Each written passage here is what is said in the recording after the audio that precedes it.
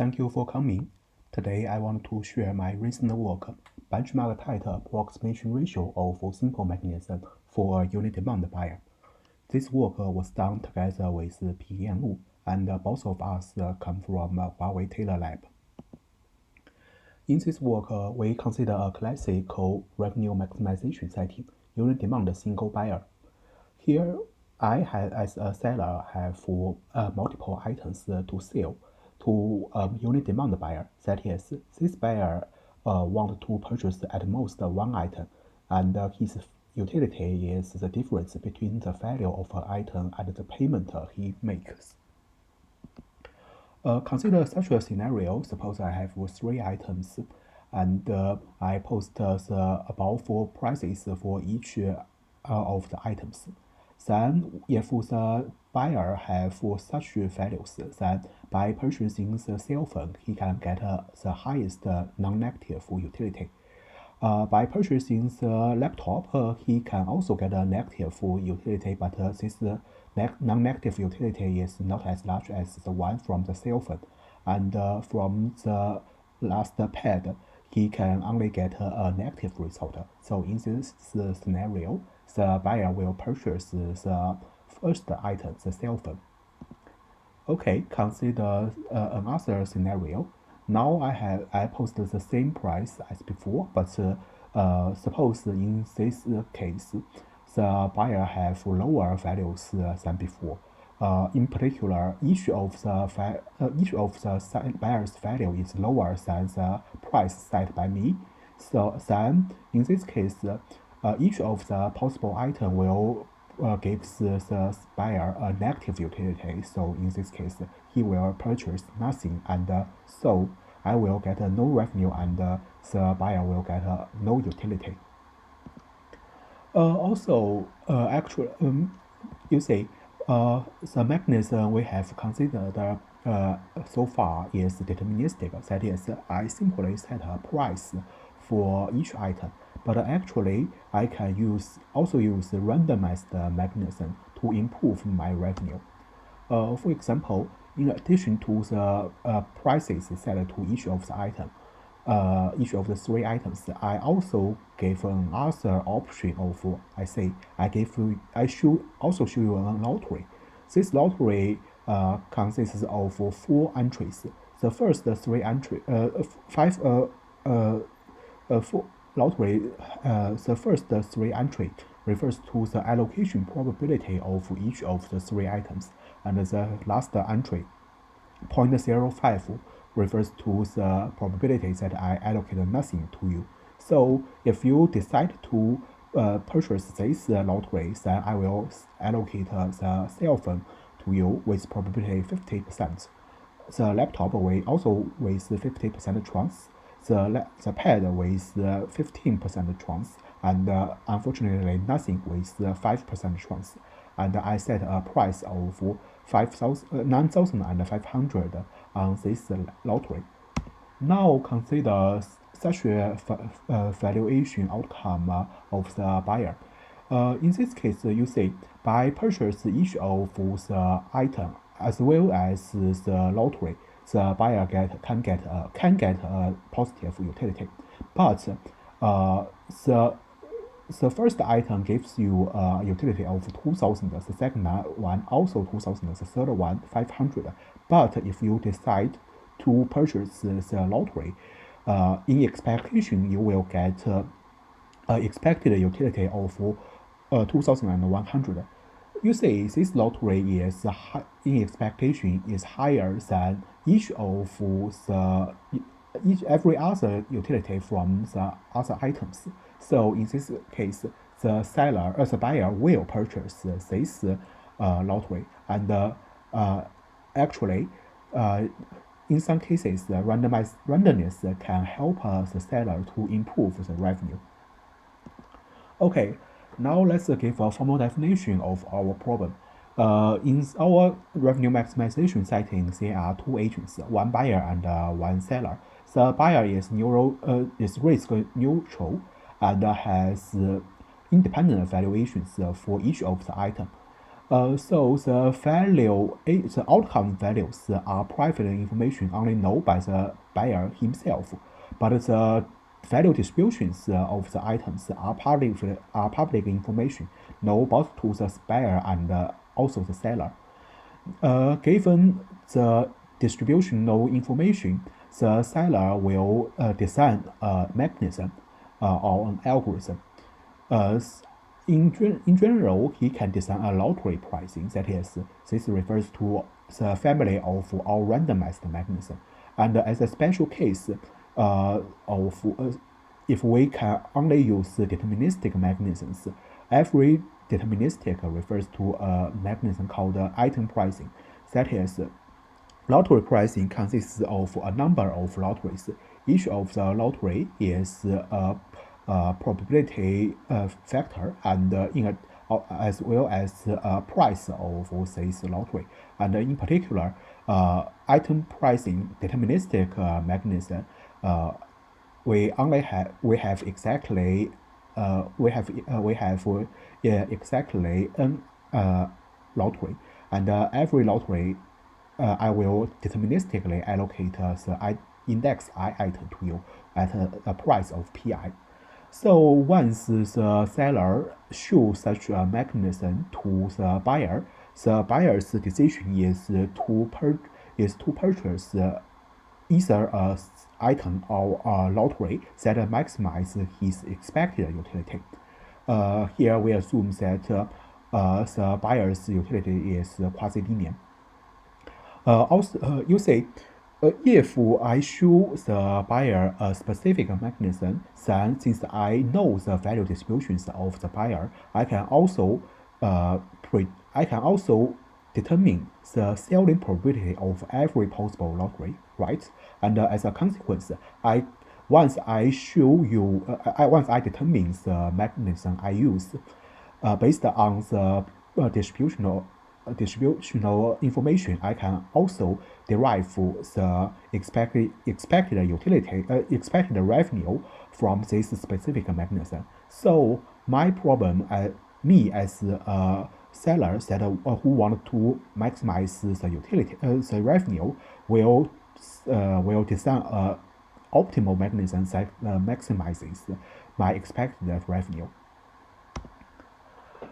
Okay, so actually, every lottery, the optimal lottery pricing, that is the optimal randomized mechanism, can be written down as the solution to a linear program. But unfortunately, this linear program has a size polynomial in the support size of the whole n-dimensional distribution. That is, even if you see we have n items, so even if every single dimensional distribution is supported on 2 points, then the whole n-dimensional value factor is supported on 2 to the n many points. And so in general, this LP it has an exponential size, exponential in the number of items. Also, in case of optimal item pricing, that is the optimal deterministic mechanism, the optimal solution can be written down as the solution to a mixed integer program. Once again, this mixed MIP has a size polynomial in the support size of the whole value factor, so exponential in the number of items.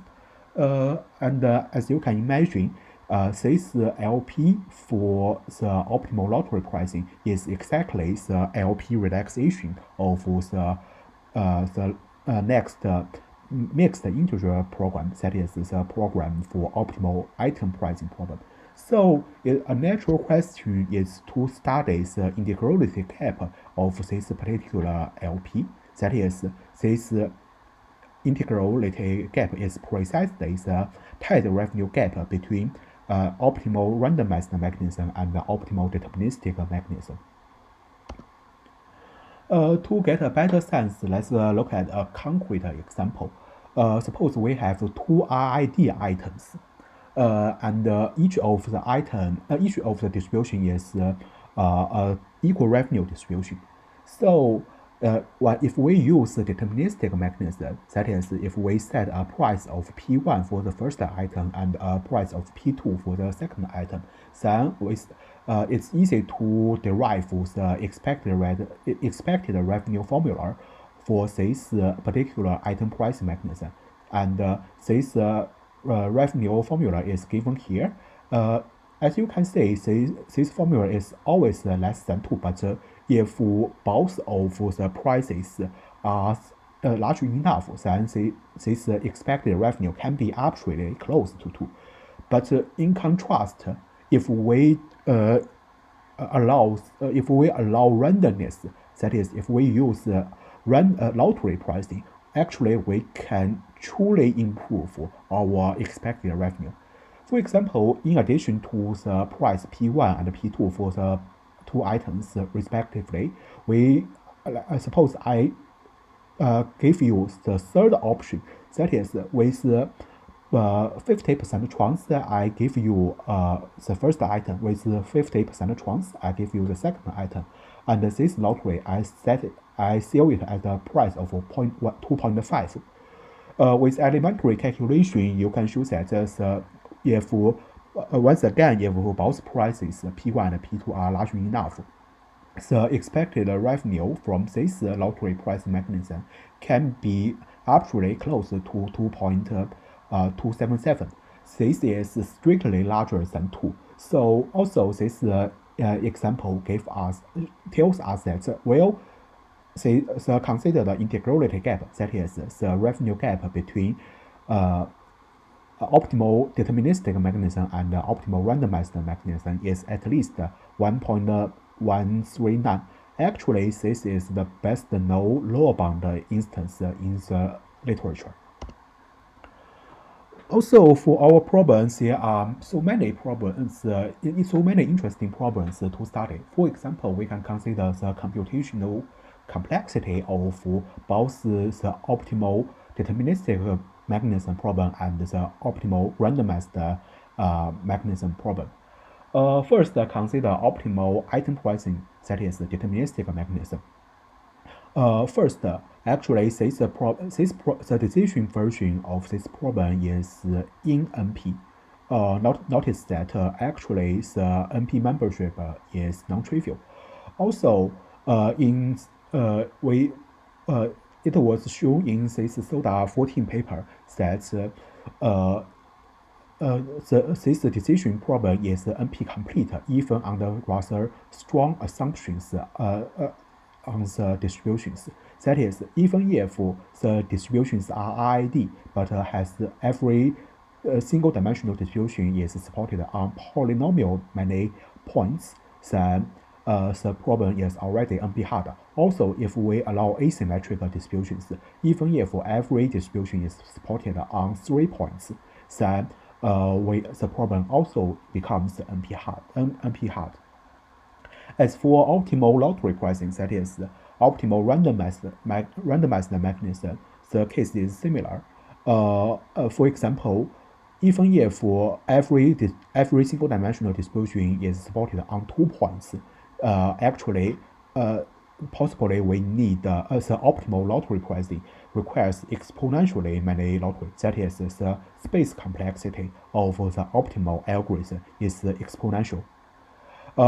Also, actually, if each of the distribution is supported on 3 points, then even calculate a specific lottery of this exponentially many ones can be